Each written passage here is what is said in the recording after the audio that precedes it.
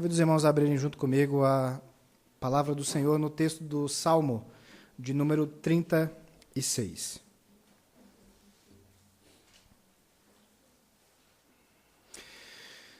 Eu vou sair um pouco do protocolo aqui dos irmãos do conselho. Nós temos uma escala de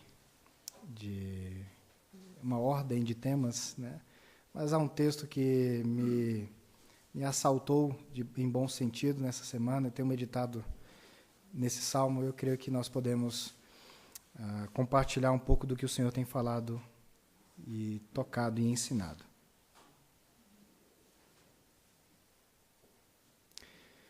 Antes de nós lermos a palavra, eu gostaria de fazer algumas considerações. Nós estamos com o coração, às vezes, cheio de expectativa em muitas coisas, né? Quem não está? Todos nós. Né? Não precisamos fingir que não, mas nós podemos dedicar esse momento somente ao Senhor. Sairemos daqui e poderemos ver os resultados. Né? Fico feliz em ver a irmã Clemen aqui, é sinal que deu tudo certo, graças a Deus, tudo em paz e segurança. Porque a nossa irmã estava de plantão e trabalhando nesse período eleitoral. E alguns dos nossos irmãos estão, inclusive, como mesários, e certamente alguns ainda estão fechando alguma coisa. Mas louvamos ao Senhor porque Ele é soberano e Ele é quem coordena e domina, é Ele quem manda em todas as coisas. E nós nos submetemos ao Senhor. E por submissão ao Senhor, levemos o nosso pensamento cativo a Cristo.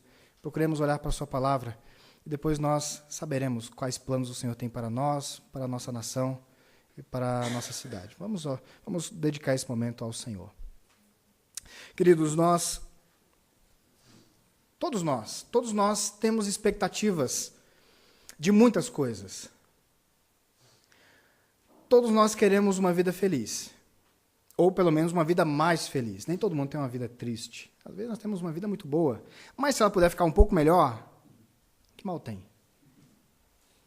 Ou às vezes nossa vida não é tão boa assim, e pelo menos um lampejo, um brilho de felicidade seria, né, um sorriso no nosso dia, salvaria o restante dos momentos até que a gente viesse a dormir. Às vezes os dias são tão difíceis, tão duros, tão amargos, ou às vezes tão escuros, que a gente não consegue ver nada. E nos entristecemos com isso, nos abatemos com isso. Às vezes alguns tentando descobrir o caminho para a felicidade, o caminho para a solução dos problemas, o caminho para a melhor vida. Vão para alguns livros, vão para alguns vídeos do YouTube, vão para algumas pessoas de referência descobrir os 7 passos para uma vida vitoriosa. Às vezes vão procurar em livros, ou em instruções, ou em consultas, ou em consultórios, ou em linhas de pesquisa, ou qualquer outra coisa, as 3 atitudes para consertar o seu futuro. Alguns vão dizer, não, eu não tenho palavras, eu tenho atitudes. Você precisa tomar algumas atitudes que vão mudar o seu futuro. Esse dia eu estava vendo um vídeo no YouTube, como se tornar um milionário em 10 passos. Fiquei pensando, poxa, fica a dica, né? Não é tão fácil assim, né? Parece que é uma coisa muito fácil. A gente gosta de fórmulas. E se alguém nos disser, olha, suba a tal lugar e você vai alcançar algo especial, desça ao mais profundo e você vai achar um tesouro escondido. Faça isso ou faça aquilo. E a nossa expectativa, se for para uma vida melhor, se for para uma vida com menos problema, ou seja, qualquer que for, ou qualquer que seja a nossa experiência ou a nossa expectativa, algum de nós fará.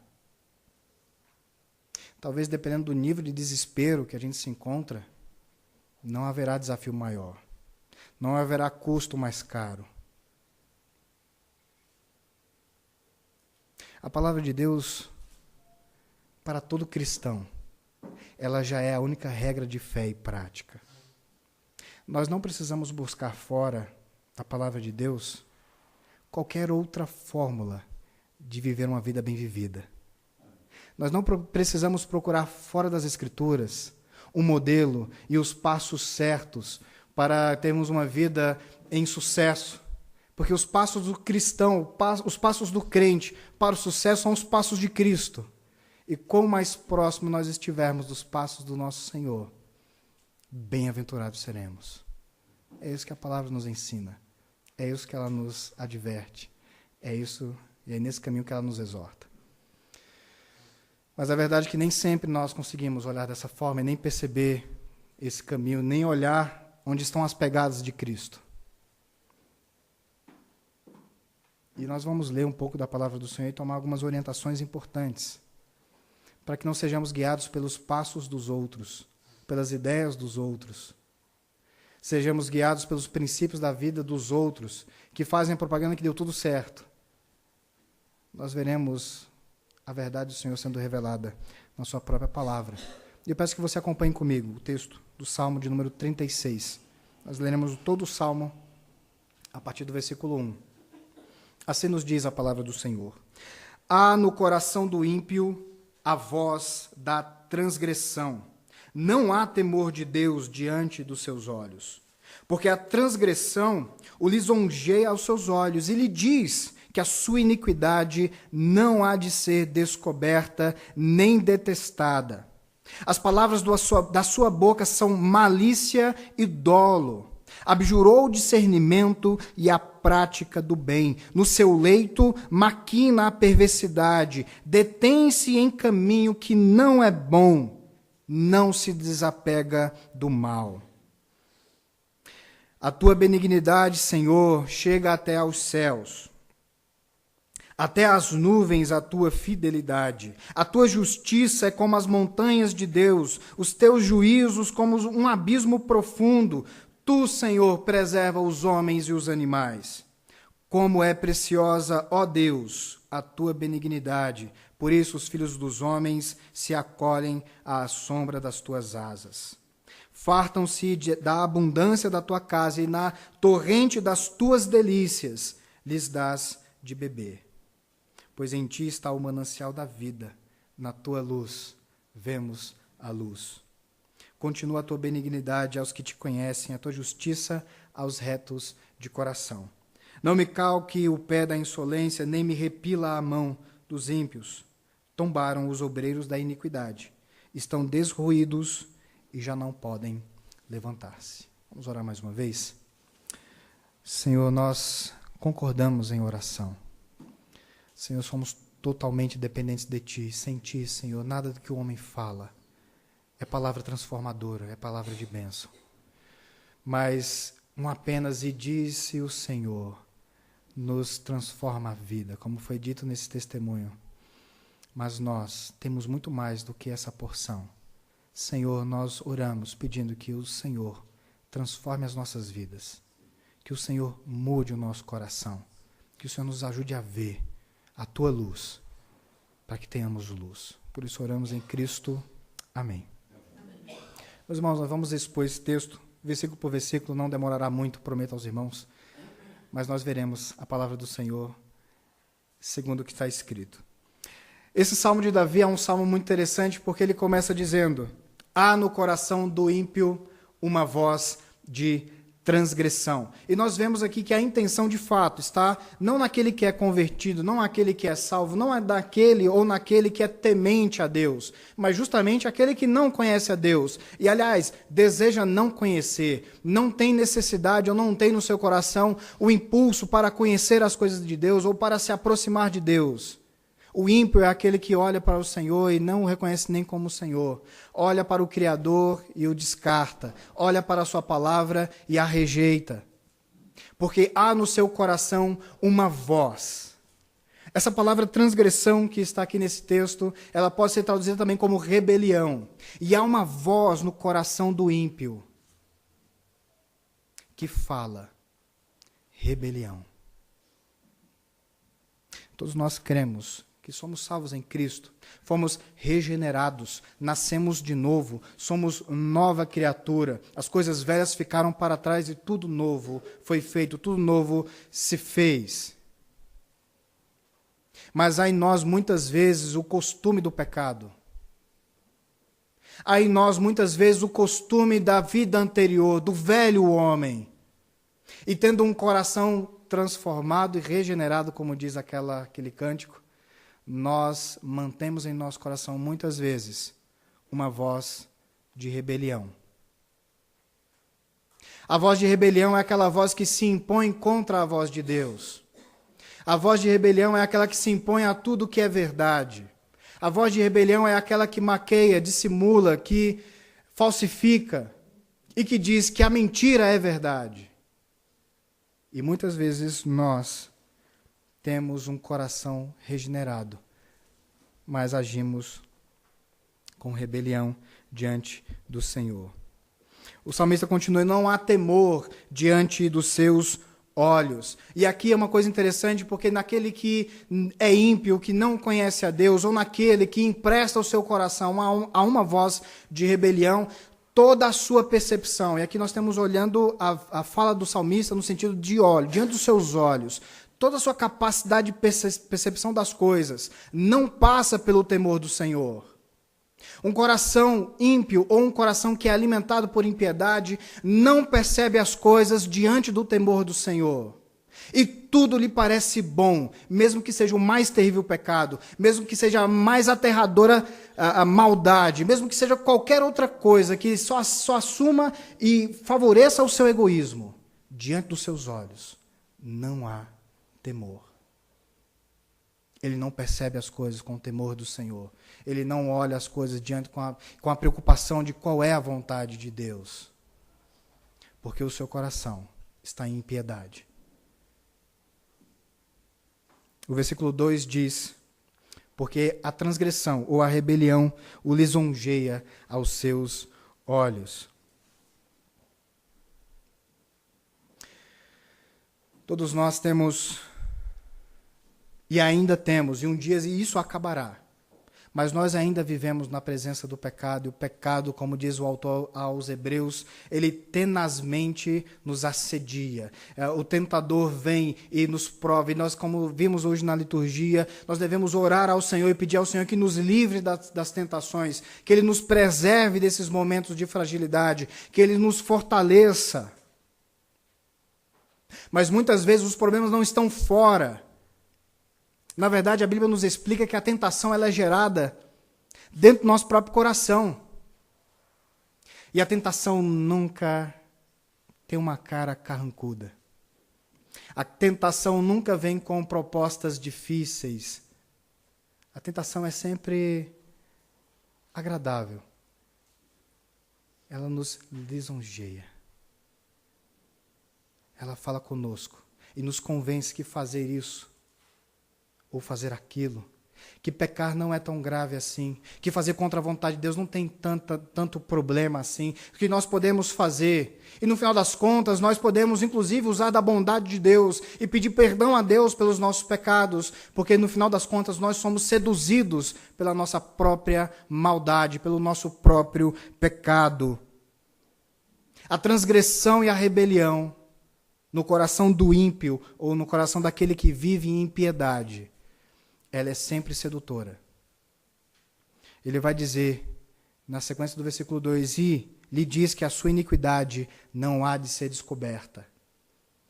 Quantos de nós, na perseverança dos nossos pecados, usamos de toda a engenharia e arquitetura possível de relacionamentos para maquiarmos uma vida que está em profundo pecado, que está numa vida em profundo desajuste com a vontade de Deus, e mantemos um sorriso no rosto? Mantemos as nossas contas pagas, mantemos os nossos compromissos com a igreja em dia, mas o nosso coração vive com uma voz e um sussurro que diz: não há nenhum problema, ninguém vai descobrir. E na sequência vai dizer o seguinte, no final do versículo 2, ninguém vai se preocupar. Esse pecado não vai ser detestado. Esse pecado ninguém liga. Ninguém vai se preocupar. Ora, não é tanta coisa assim. Qual o problema? Podemos manter? Ora, tem gente muito pior.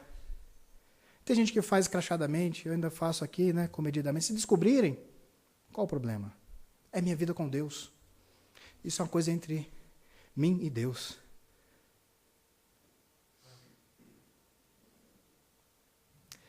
Versículo 3 vai dizer: as palavras de sua boca são malícia e dolo.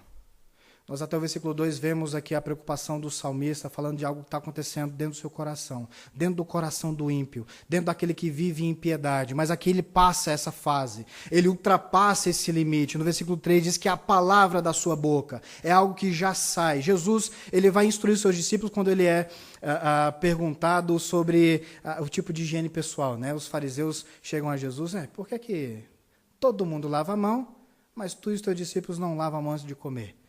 Jesus falou, mas não é o que entra pela boca que contamina o homem. Claro, Jesus, eu sei que a Ana subiu, né? Ela teria uma preocupação entre bactérias e vírus e muitas coisas assim.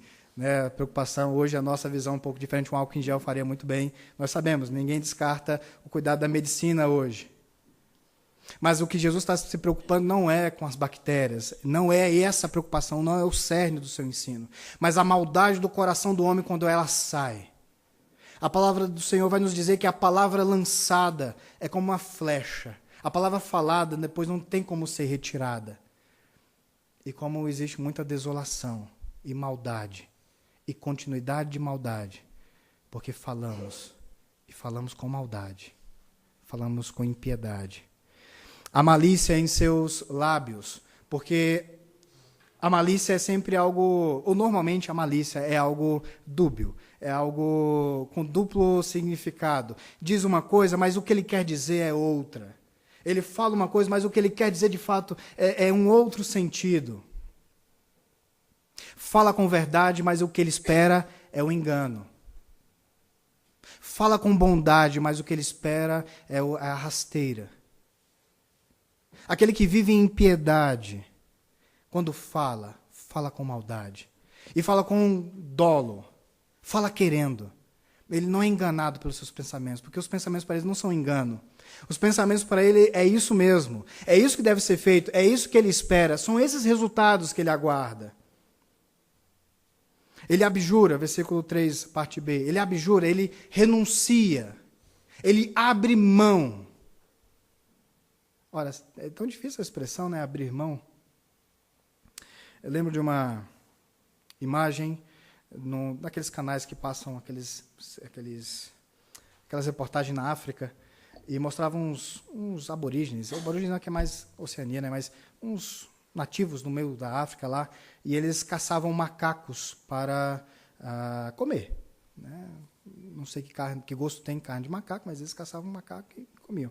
E uma forma muito simples deles caçarem macaco era com a botija amarrada. Não sei se vocês já viram isso acontecer.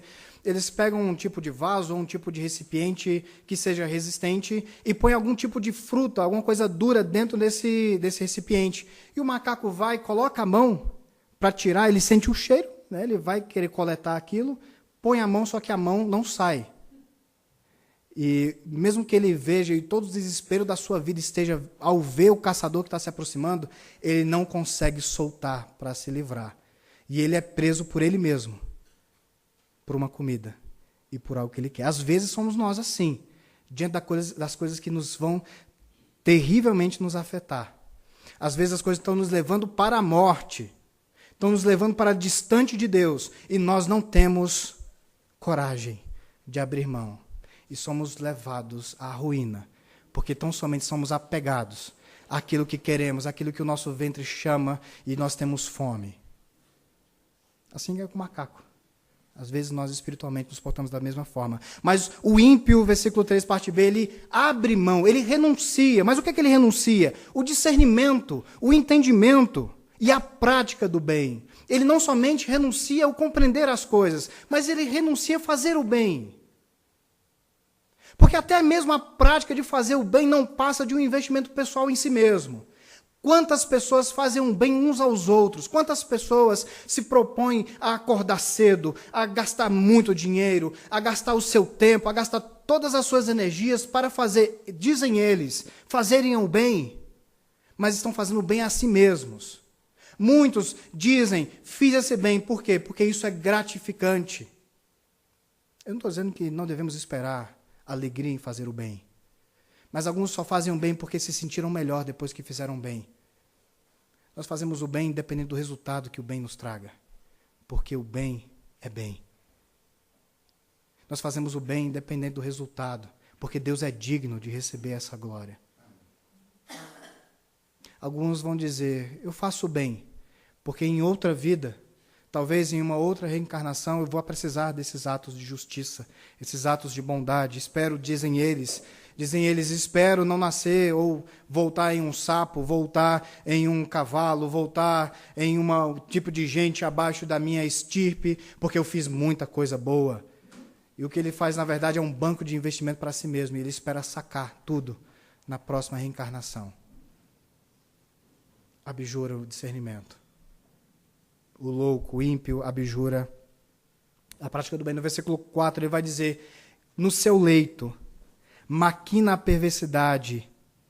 E eu fico pensando, sabe, aquela frase que é tão comum talvez para nós cristãos, a gente vai dormir e se a gente não passou um dia bem ou se a gente se distanciou no Senhor, põe a cabeça no travesseiro e quantas vezes nós não ficamos em paz. Senhor, perdão por eu ter feito isso. Senhor, tem misericórdia de mim. Senhor, me santifica. Senhor, não me deixa viver o dia de amanhã como foi o dia de hoje. Que amanhã eu possa dedicar ao Senhor. Que eu não possa viver um dia inteiro sem lembrar de Ti, nem orar ao Senhor, nem pegar na Tua palavra. Senhor, quantas vezes nós somos incomodados pelo Espírito Santo de Deus. Mas aquele que vive em piedade, além de não buscar ao Senhor, ao deitar a sua cabeça no travesseiro, ele maquina o mal. E maquina com expectativas, ele maquina esperando que vá dar certo o seu plano. Há muita gente que dorme em paz com o mal do seu coração, com essa voz de transgressão. A parte B vai dizer, detém-se no caminho que não é bom e não se desapega no mal. E não se desapega no mal porque ele se mantém no mal. E ele faz a manutenção do mal. E ele faz todas as preventivas necessárias para que o mal permaneça e prevaleça. Porque o mal para ele lhe é lucro. E diante de todos esses versículos que nós vemos até aqui, há em nós uma compreensão, e não é possível que nós não compreendamos isso, da realidade do mal que há no coração humano. Nós não podemos ler esse salmo e descartar uma realidade que está diante dos nossos olhos, diante da vida daquele que é ímpio, e muitas vezes nós que somos os salvos, os regenerados, os eleitos do Senhor, muitas vezes nos prendemos, nos arriscamos, ficamos atados a tipos de maldade e impiedade como essa. Nós não podemos negar a doutrina do pecado. Não podemos brincar com o pecado. O pecado não foi feito para ser brincado. O pecado acontece para nos condenar, para nos envergonhar, para nos afastar de Deus. O pecado existe para nos matar. Não é brincadeira. Nunca foi. E nunca vai ser. Eu fico imaginando o salmista Davi olhando para essas circunstâncias e ao escrever e meditando no Senhor. E eu fico pensando, como é que uma pessoa, tendo tanta ciência e tanta lucidez para entender e escrever esse texto, não entra em parafuso? Do que adianta viver com tudo isso?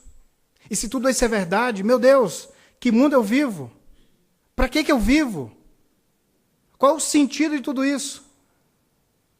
Mas aprove a Deus não deixar nem Davi nem nós soltos diante da maldade humana. Há um antídoto bendito que ele mesmo cita a partir do versículo 5. A tua benignidade, Senhor, chega até aos céus, até as nuvens. A tua fidelidade. Queridos, há um antídoto para toda a maldade humana. Há uma solução para todo querer mal do coração do homem. E isso se chama bondade de Deus. Haveria talvez muitos modelos de Davi ao colocar aqui. Davi poderia colocar o seu sistema ético judaico aqui, ou israelita até aqui. E dizer, olha, a lei aqui vai me instruir a viver um caminho fora dessa impiedade. Em alguns momentos nós vamos ver que isso é citado. Mas Davi vai para algo que motiva a própria lei do Senhor para nós. Vai para algo que é maior do que a própria vontade de Deus decretiva, no sentido de nos instruir. Aquilo que instrui, aquilo que coordena a vida humana, que não é o bom jeito de se viver. mas é a própria bondade de Deus. É a própria misericórdia de Deus. E eu não sei se os irmãos já tiveram a oportunidade de subir em algum lugar muito alto. Eu acho que o lugar mais alto que eu subi foi a montanha, não sei se é monte, do Anhangaba, que é aqui na região. E você consegue ver lá de cima as praias e consegue ver a cidade de Pedra, né? Ver aqui Curitiba.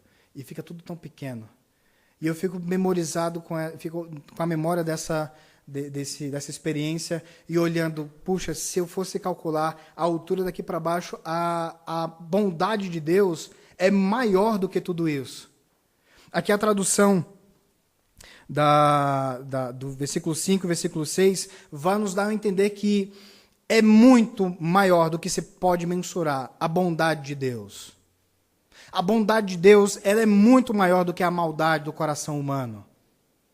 E por causa da bondade de Deus, nós não somos entregues a esse estilo de vida iníquo, em iniquidade, em maldade, em perversidade. Versículo 6 ele vai dizer que não somente a benignidade, nem a fidelidade de Deus, mas também a justiça de Deus é como essas montanhas de Deus, e os juízos de Deus como um abismo profundo. E aqui nós podemos imaginar para o hebraico, a palavra abismo também significa profundeza como dos mares. Eu já confessei um dos medos que eu tenho, né? Não sei o porquê, mas tenho medo de águas profundas, né? Dá um medo assim de ver sei lá, deve ter visto algum filme e ficou no meu imaginário alguma coisa assim. E para o judeu, para o israelita, mar sempre foi um negócio complicado, porque eles não eram bons na navegação, né? Então, havia aquele mar grande, sempre que fala mar grande na Bíblia, é em referência ao Mediterrâneo, eles sempre têm medo do Mediterrâneo. Isso é coisa para os filisteus, isso é coisa para os fenícios, né? O israelita cuida só das pedras mesmo que tem ali na Palestina, de plantar os gados ali, plantar alguma coisa, cuidar dos gados, a vida deles é essa. Se eu subo a maior altura, lá estás. Se eu desço ao mais profundo abismo, lá também estás. A tua destra me sustentará. Queridos, nós temos aqui a sequência, ele vai dizer, tu, Senhor, versículo 6 no final, preserva os homens e os animais. E mesmo ao som desses fogos que anunciam qualquer outra coisa, que às vezes nós já estamos na expectativa, melhor do que a expectativa desses fogos, é a expectativa do cuidado de Deus. A palavra do Senhor vai nos ensinar que Deus, pelo poder da sua palavra, sustenta todas as coisas. Colossenses é um texto magnífico de ser estudado, porque ele fala de Cristo, com as devidas palavras e nas devidas proporções de quem Ele é. Nós somos cuidados pelo Senhor e Ele quem nos sustenta.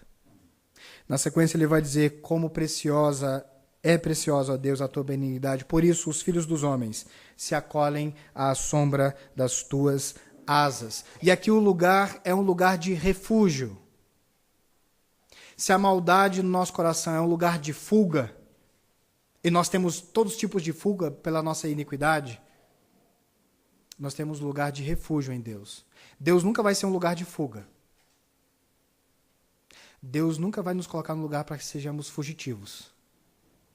No máximo peregrinos, mas fugitivos nunca. No Senhor nós temos esconderijo, nós temos proteção, nós temos refúgio.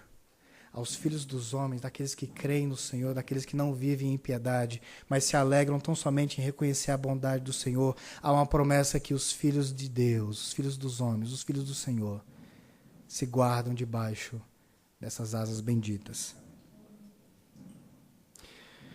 Versículo 8, fartam-se da abundância da tua casa, e na torrente das tuas delícias lhes dás a beber.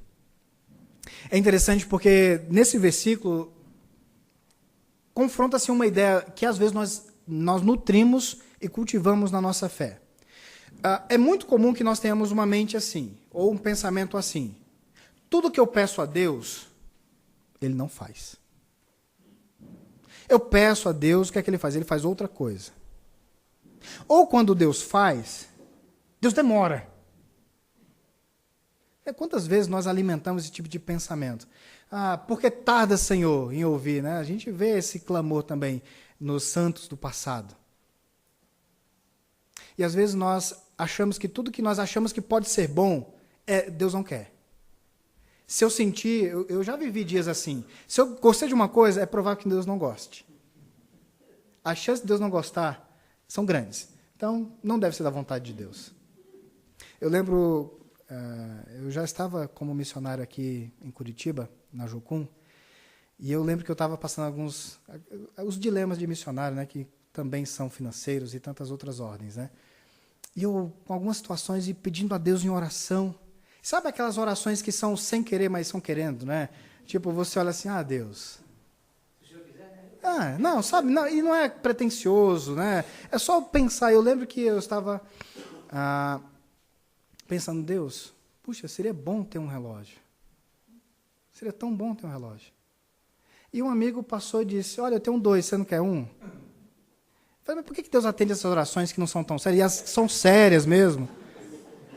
Parece que Deus não se preocupa. Claro, recebi o relógio, fiquei muito feliz, é um relógio muito bom. Mas parece que Deus não se preocupa com as coisas mais sérias, né? Ou pelo menos aquilo que a gente diz que é mais sério para Deus. Nós muitas vezes temos as nossas demandas e não são as demandas do Senhor. E nos atemos às coisas que Deus não se atém. E nós achamos a nossa pequenez que Deus não se preocupa, que Deus não quer responder. Nas torrentes das tuas delícias, Deus nos dá a beber. Queridos, há aqueles que tão somente confiam na bondade do Senhor e vivem de acordo com seu inteiro agrado, debaixo da sua graça, Deus lhe dá de delícias para beber. Deus se alegra em nos abençoar. Deus se alegra em ser o nosso Pai, porque Ele vê em nós Cristo. Ora, se Ele vê em nós Cristo, quais são os limites da alegria de Deus sobre nós? Nenhum. Ele é o seu Filho amado, em quem Ele se compraz. Ele nos vê em Cristo, sempre em Cristo. Não duvidemos da capacidade de Deus de nos abençoar com graça, com amor, com generosidade e com delícias. Ele nos dá, porque Ele é o nosso Pai, porque Ele nos ama e nos ama verdadeiramente. Ele segue no texto e vai dizer, pois em ti está o manancial da vida. Eu não tenho como ler esse texto sem lembrar do texto que nós vimos no GEL essa semana e semana passada, do encontro de Jesus intencional com aquela mulher samaritana. E se ele diz, se tão somente soubesses quem fala contigo, pedirias tu água para beber e você nunca mais teria sede. De ti jorraria uma fonte para a vida eterna.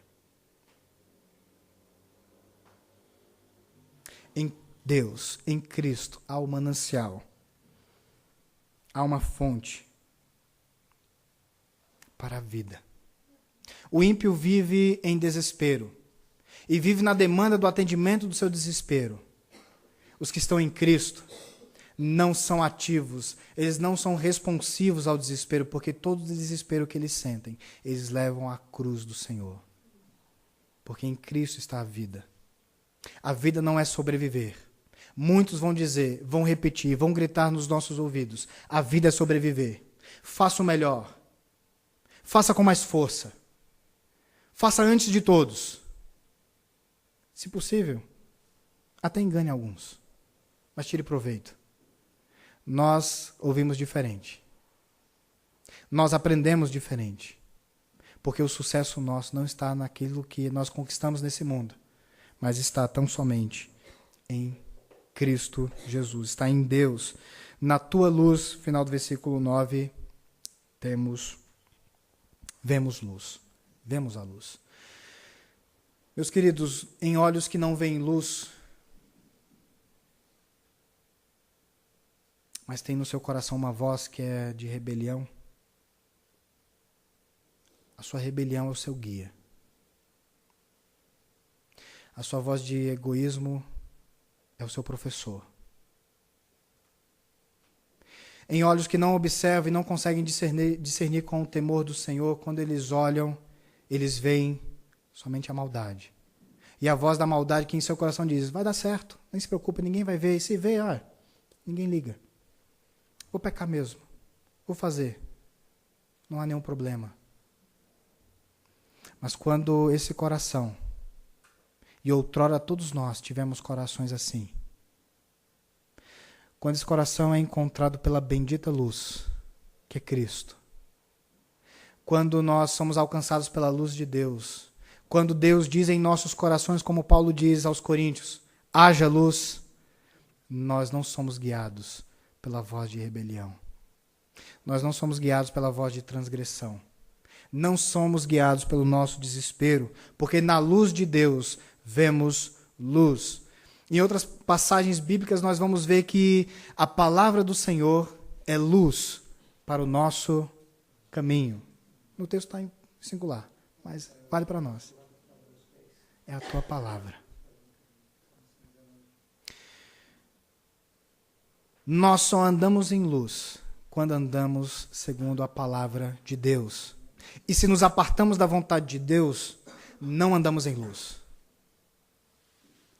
Não caminhamos em luz. E tenha isso bem claro em seu coração. Não escolha as trevas. Não escolha o pecado. Não escolha dar atenção à voz de rebelião em seu coração. Porque ela te encaminha para a ruína. Há aviso de Deus. Há a instrução de Deus. Não caminhemos para a ruína. Caminhemos na direção da salvação. Não caminhemos em trevas. Não insistamos no caminho do pecado, porque ele só produzirá em nós, no mínimo, angústia e no máximo a própria morte. Mas na tua luz, na luz de Cristo, temos luz. Decida, assuma viver por Cristo e tão somente por Ele.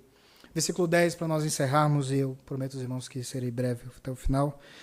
Continua a tua benignidade aos que te conhecem, a tua justiça aos retos de coração. E eu quero te convidar agora nesse momento a fechar os olhos e apresentar a tua vida ao Senhor. O texto fala exatamente isso. A benignidade de Deus é para aqueles que conhecem a Deus. A benignidade de Deus e a justiça de Deus é para aqueles que são retos de coração. Nós queremos viver a vida correta. Nós queremos viver o sucesso que há em Deus, mas nós precisamos nos posicionar diante dessa benignidade, diante dessa bondade, e assumirmos uma posição com Deus, com Cristo. Vamos orar? Amado Deus, nós queremos reconhecer a Tua palavra, que realmente nos ilumina, nos exorta, nos anima. Muitas vezes nos chama a atenção e tantas coisas vêm à nossa mente. Senhor, nós queremos apresentar tudo isso diante do Senhor.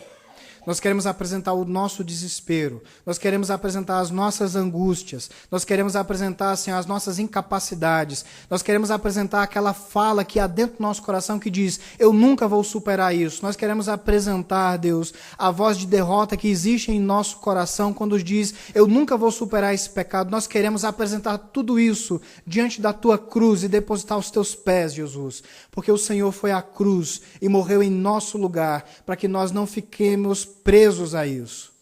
O Senhor morreu na cruz em nosso lugar e ressuscitou para que nós tivéssemos vida e vida em abundância. Essa é a Tua promessa, Senhor. E perdão, porque tendo a Tua promessa, nós muitas vezes decidimos dar vazão ao nosso coração, a essa voz de transgressão, à voz do pecado, a essa voz de rebelião.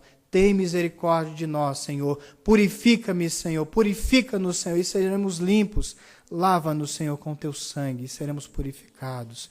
Nós oramos, Senhor, pedindo ao Senhor, dá-nos, Deus, tão somente do vislumbrar, do ver, do perceber a Tua bondade e que a Tua misericórdia nos transforme, Senhor. Que sejamos salvos pela Tua graça, mediante a fé no Teu Filho amado Jesus, e que essa fé nos transforme, Senhor, para que não possamos e não entreguemos o nosso pensar, as nossas vidas, as nossas escolhas ao desespero dessa vida, mas sejamos tão somente guiados pela Tua justiça, pela Tua benignidade, pela Tua vontade, Senhor. Essas promessas que o Senhor dá ao Teu povo, nós queremos todas, Senhor. Livra-nos dos dias de vivermos distante de Ti. Salva-nos, Senhor. Salva-nos, Senhor. Tem misericórdia do Teu povo. Mas também alegra o nosso coração, Senhor, como o Senhor alegrou o coração de Davi. Preciosa, ó Senhor, ó Deus, é a Tua benignidade. Senhor, dá-nos olhos para amarmos o Senhor e contemplarmos a Ti com alegria, com amor, com zelo, com reverência, Senhor, mas com carinho também, como um pai que ama os filhos. Nós queremos, como os filhos, Senhor, amar o Senhor, que é o nosso Pai. Ajuda-nos, Senhor, com a Tua graça, com a Tua misericórdia, em nome do Senhor Jesus. Amém. Receber a bênção, queridos. Que a graça maravilhosa do Senhor Jesus, o amor bendito de Deus o Pai e essa presença poderosa, consoladora, fortalecedora do Espírito Santo esteja sobre cada um de nós, sobre a igreja dele espalhada por essa terra hoje e para todo sempre. Amém. Amém. Que Deus